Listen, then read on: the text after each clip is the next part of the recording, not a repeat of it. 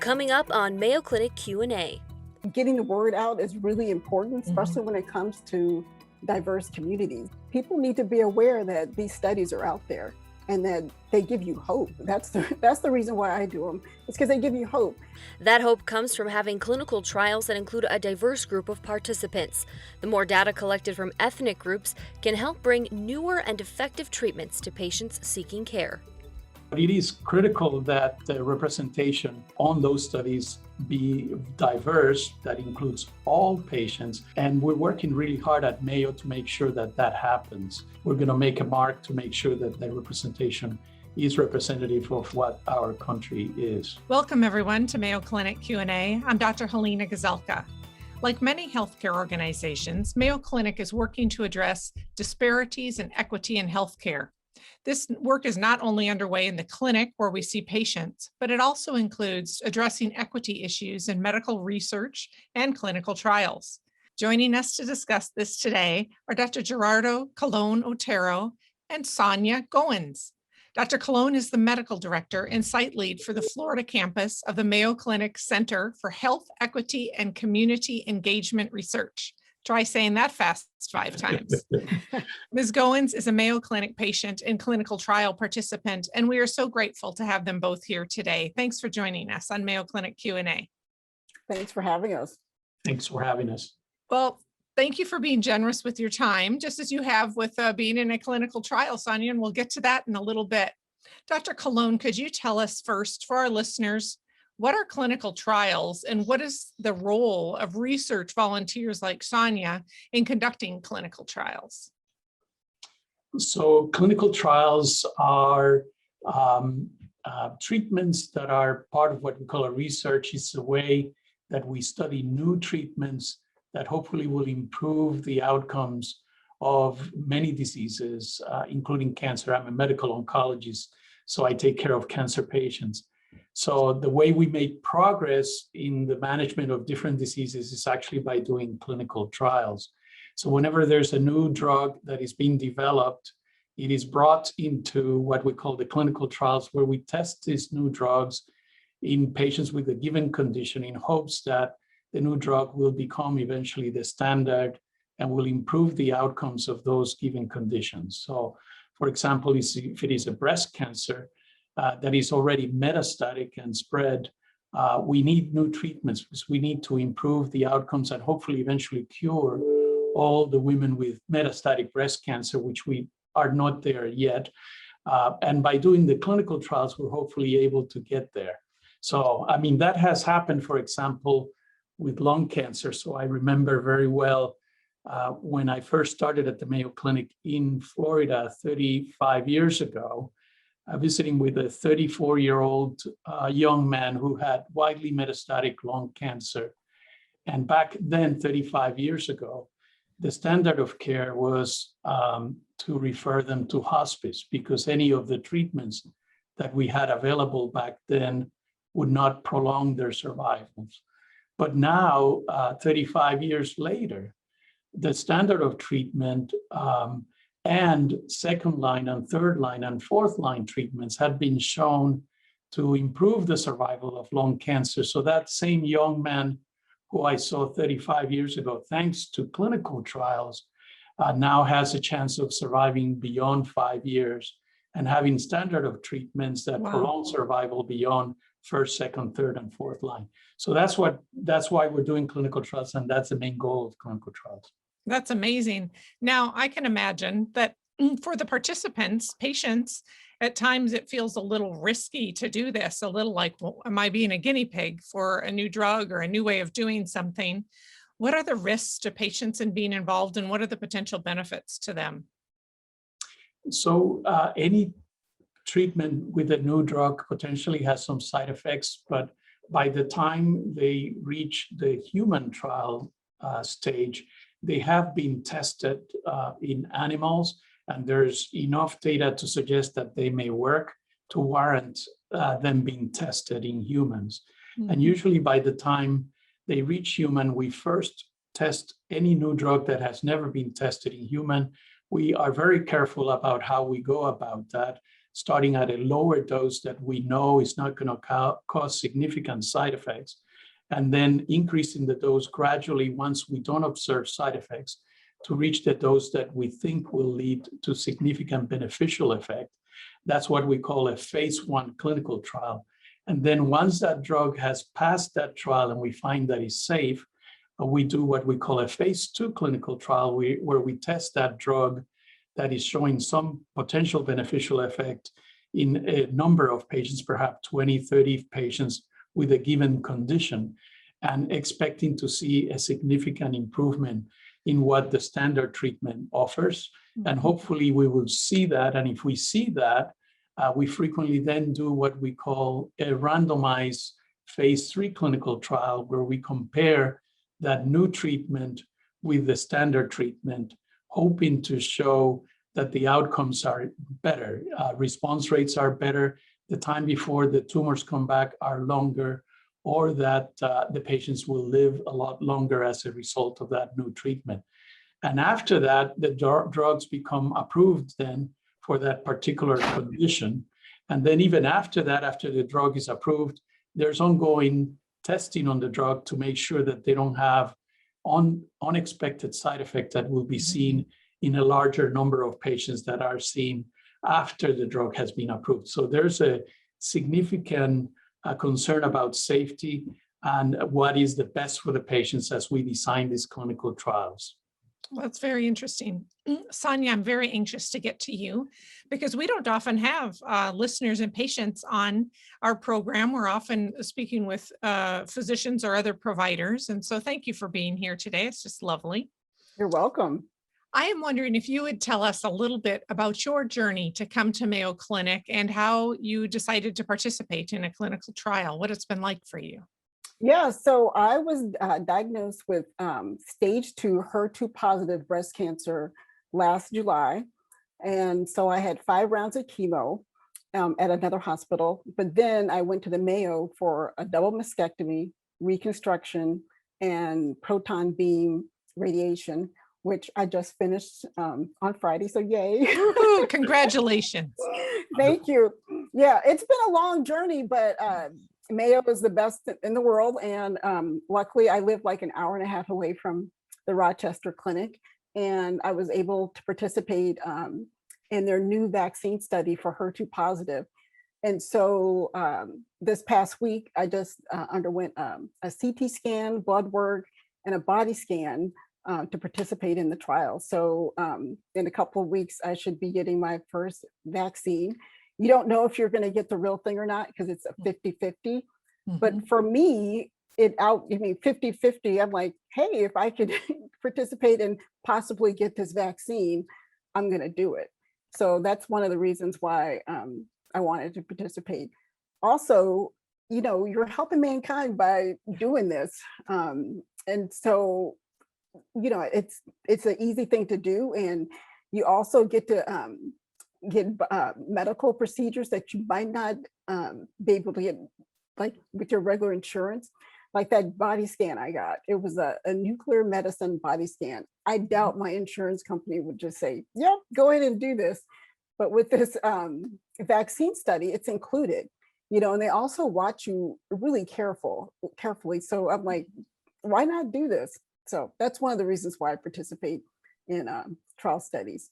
I also have Crohn's disease. And I participated in 2 drug trials and they're on the market now. So to be able to see these drugs on the market and be able to have access to them before they become available to the public is a big win. So that's amazing. I always tell everybody, you should participate. I know you don't often see a lot of African Americans participating in drug trials too. And I want to make a difference. I want doctors and researchers to include African Americans in their studies. So that's another reason why I do this. Well, we are delighted to have you here today, Sonya, because we want to change that too. And we are doing a lot of work on diversity, equity, inclusivity here at Mayo Clinic. And we really want to expand that within our research work. Dr. Colon, why do you suppose it is that research trials haven't always been very inclusive, and what are we doing about that? No, that's a real concern and a real issue, because you want to make sure that the results of the clinical trial are applicable to the whole population, and that the whole population will benefit from it and have access to these studies. So like Mrs. Goins was saying, she has a HER2 positive breast cancer. That particular cancer, before the discovery of the monoclonal antibodies that attack the HER2 protein that are now commercially used to have the worst outcome of all breast cancers. And now, thanks to clinical research and that medication being available, now has one of the best, if not the best, outcomes of all the breast cancer subtypes. And it's not only one drug, but we have now like 5 drugs. Just over the last year, 3 new drugs for HER2 only cancer has been approved that are actually incredibly active and are likely going to be used. They're approved now after failure, but likely will be used upfront to even cure more women upfront. So, but it is critical that the representation on those studies be diverse, that includes all patients, so that we can learn about this toxicity and the beneficial effects to make sure they're equal. And we're working really hard at Mayo to make sure that that happens. Historically, throughout the country, African-American participation and Hispanic participation has been lower, in great part due to access to the studies and to where the studies are available. And hopefully Mayo and many academic institutions are, with increased awareness of this and with industry support as well, we're going to make a mark to make sure that the representation is representative of what our country is. Yes, it makes sense that that would be very important. I remember in medical school talking about certain clinical trials, and I'll just use the example of heart disease, Dr. Colon. But a lot of the trials had been done on middle-aged white males and didn't necessarily apply even to females or to Black males and females. And so it's not just widely applicable. You need to test in all communities where you might use that, in all ethnicities, et cetera, sexes where you might use the drug, correct? Correct. Yeah, no, for example, in breast cancer, there are some mutations that predispose the patients to breast cancer that are inherited. And those had been studied initially predominantly in Caucasian or white populations. And it was initially discovered by studying Ashkenazi Jewish population that had these mutations, the BRCA1 and 2. But most recently, studying African ancestry, Caribbean females, we find that they have very high incidence of these mutations as well. So if we don't study those populations, if we don't do the research, we fail to really discover the findings that are essential to lead to better treatment for those populations. So now for the BRCA mutated breast cancer tumors, for example, we have specific medications that work in that subset of cancer. So it is critical so that all the populations can be benefiting from this research. That's interesting and a terrific example.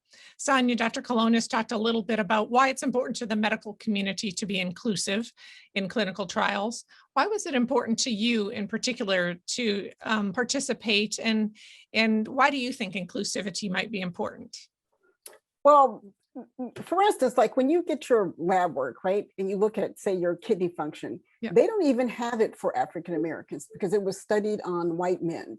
And I'm like, you need to have a variety of people participate in your studies, like the doctor said, because of different mutations or different genes. And I know there is some, stereotypes when it comes to African Americans not participating in studies. You look at the Tuskegee Airmen experiment, people are scared. And for me, my dad was a nurse, so I'm kind of, I'm not scared, but at the same time, I also want to do research. I'm a news reporter.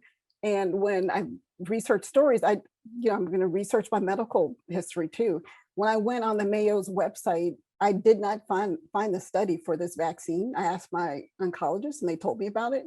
So I think getting the word out is really important, especially when it comes to diverse communities. Maybe advertise on radio stations or put them in magazines or something, but people need to be aware that these studies are out there and that they give you hope. That's the reason why I do them. It's because they give you hope. When your doctor tells you, hey, you have breast cancer and you have one of the fastest growing breast cancer, and in my case, it's really aggressive. They rate you from a scale from 1 to 3, and mine was 3. And I'm like, I want to do everything I can to prevent this from, recurring again. So that's the main reason why I'm doing this vaccine study. And I'm hoping and praying that I'm actually one of the participants that doesn't get the placebo, but actually gets the real thing. I love what you said about hope, Sonya, because we talk about that so often, that really is why we're here, because we want to bring patients hope where they might not have found hope before. And so that was wonderful. Thank you for sharing that. I just wanted to bring up a comment about what you said about that you may get the vaccine or you may not.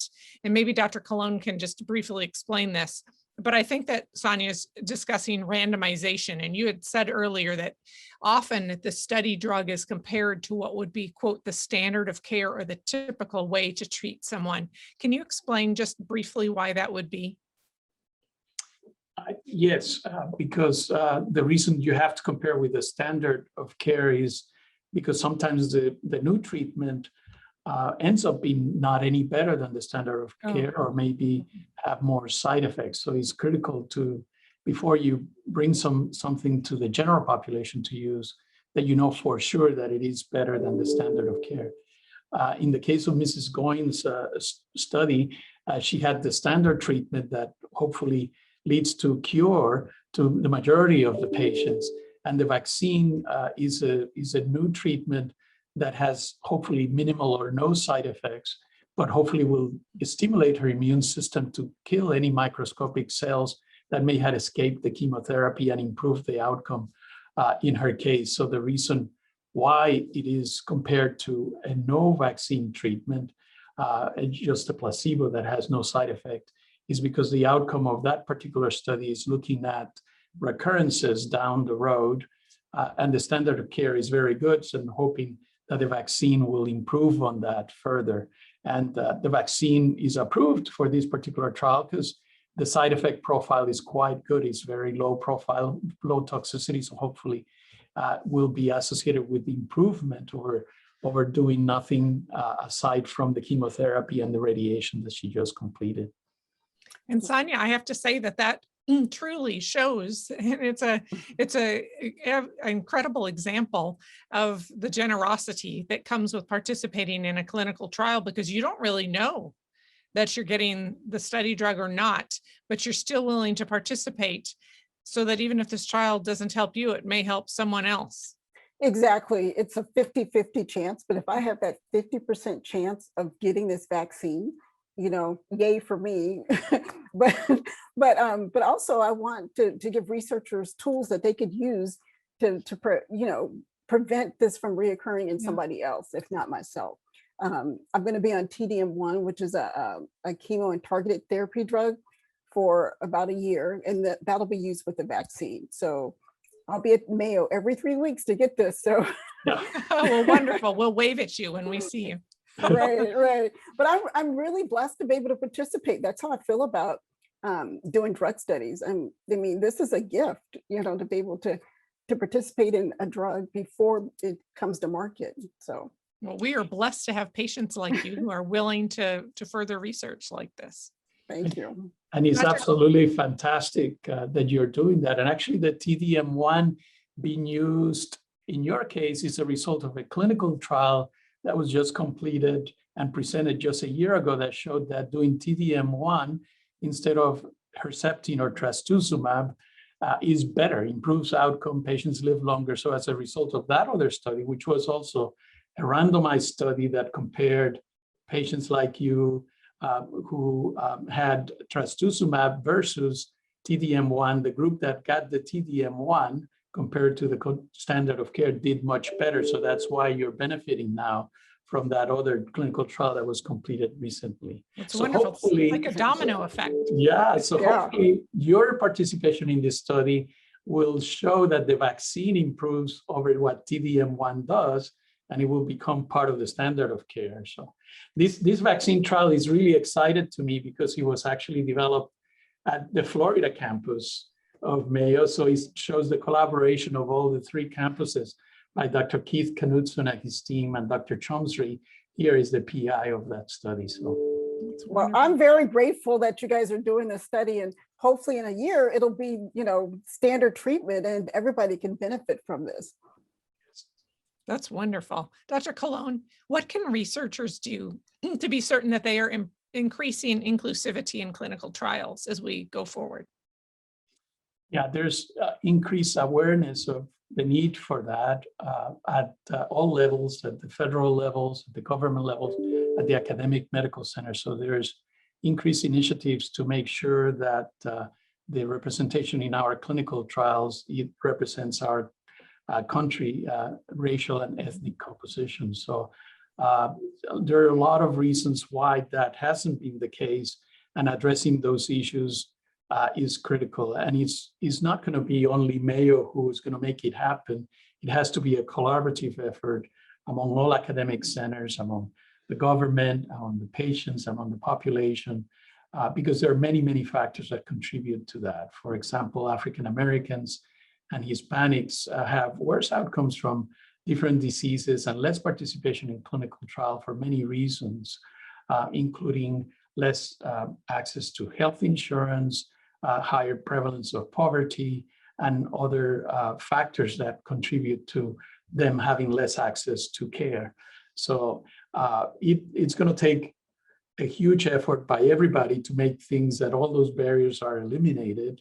But as Mrs. Goins was saying, there's less awareness too of clinical trials, and it's less easy to access them among the minority population. We have done studies in Florida where we went to African American churches to tell them, African American population in Jacksonville, about the availability of clinical research, the importance of clinical research and participation, and making a clinical study available at the churches, which we were very successful in accruing to it. So when you make the studies that answer the questions and the needs of the community, make them available, the participation is not an issue. The issue is the access and availability of access to those studies. Well, that's wonderful. And we've certainly started doing more virtual medicine during the COVID pandemic. And I would hope and imagine that the ability to use some virtual visits with patients, et cetera, might improve some of those access issues as we move forward.